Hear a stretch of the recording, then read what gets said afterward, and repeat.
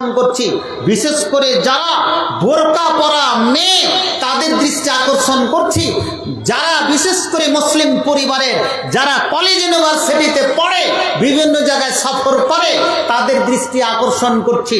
প্রিয় ভাইরা আমার, ভারতবর্ষের মাটির একটা সন্তান যার নাম হচ্ছে স্বামী প্রভুপাদ 1966 সালে একটা উগ্রবাদী সংগঠন তৈরি করেছিল।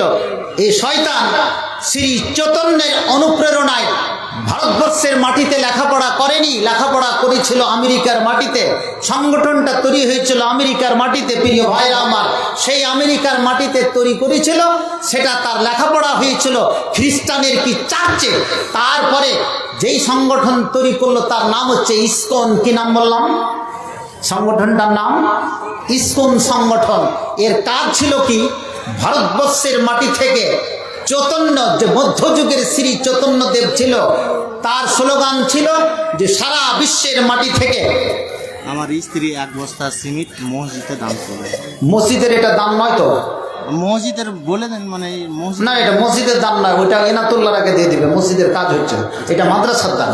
ঠিক আছে, হ্যাঁ, আমার স্ত্রী বললো ওটা কথা। হ্যাঁ, ওটা বললো তো, ওখানে করে যারা মসজিদ কমিটি আছে, মসজিদ তৈরি হচ্ছে, ওখানে করে দিবে। না তো এরা লেখে নিলে তবে দামটা এখানেই চলে আসবে, বুঝলা? ওখানে হ্যাঁ, ঠিক আছে, ওটা মসজিদের দাম। এখানে বাচ্চা ছেলে যে 200 টাকা। যা হোক, এই স্কুল এর আগে কাজ কি শোনেন। এই যে মোবাইল দেখতে পাচ্ছেন তো, মোবাইল হিন্দু ছেলেরা এখন করছে কি, মুসলমানের নামে বাকার উমার নাসিম আক্তার একটা নাম দিয়ে, হিন্দু ছেলে নাম দিয়ে একটা ফেসবুকে আইডি খুলে দিল। আইডি খুলে কলেজের যারা পড়ছে, যে সমস্ত কি মেয়েরা ঘোরাফেরা করছে, মুসলিম মেয়েরাকে টার্গেট করে তাদেরকে প্রেম নিবেদন করে তাদের সঙ্গে বিয়ে হয়ে যায়। বিয়ে কতদিন পর্যন্ত হয়? অতদিন পর্যন্ত যতদিন পর্যন্ত মেয়েটা প্রেগনেন্ট, গর্ভবতী না হয়। যখনই গর্ভবতী হলো, ওই বাচ্চা ভূমিষ্ঠ হলো, তখন ও তো হিন্দুর বাচ্চা, নামটা শুধু আইডিটা পরিবর্তন করে